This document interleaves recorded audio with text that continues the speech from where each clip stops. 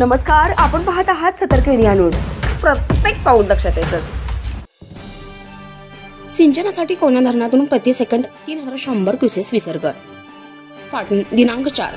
सांगली पाटबंधारा विभागाकडून सिंचनाची मागणी वाढल्याने मंगळवारपासून कोयना धरणातून पूर्वेकडे कोयना नदी पात्रात प्रति सेकंद 3100 क्युसेस पाणी सोडण्यात आले असल्याची माहिती कोयना धरण व्यवस्थापनाकडून देण्यात आली.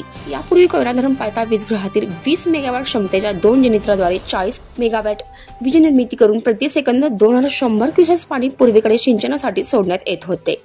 आता सांगली पाटबंधारा विभागाकडून सिंचनासाठीच्या पाण्याची मागणी वाढल्याने मंगळवारी दुपारी अतिरिक्त 1000 व पायथा वीजगृहातून 2100 असे प्रति सेकंद एकूण 3100 क्युसेस पाणी कोयना नदीपात्रात सोडण्यात आले आहे.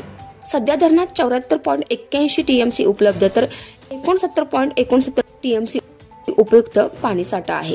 धरणाची पातळी उंच समुद्र सपाटीपासून 2135.4 फूट तर जलपातळी 650.850 मीटर इतकी आहे. कोयना धरणातून सिंचनासाठी पाणी सोडण्यात आल्याने नदीकाठच्या गावांना सतर्कतेचा इशारा देण्यात आला आहे. सतर्क इंडिया न्यूज पाटण विभाग प्रतिनिधी नितीन खरमोडेसह कॅमेरामन वैभव देशमुख सह सतर्क इंडिया न्यूज संतोषी जगदाळे. पाहत राहा सतर्क इंडिया न्यूज, प्रत्येक पाऊल दक्षतेचं.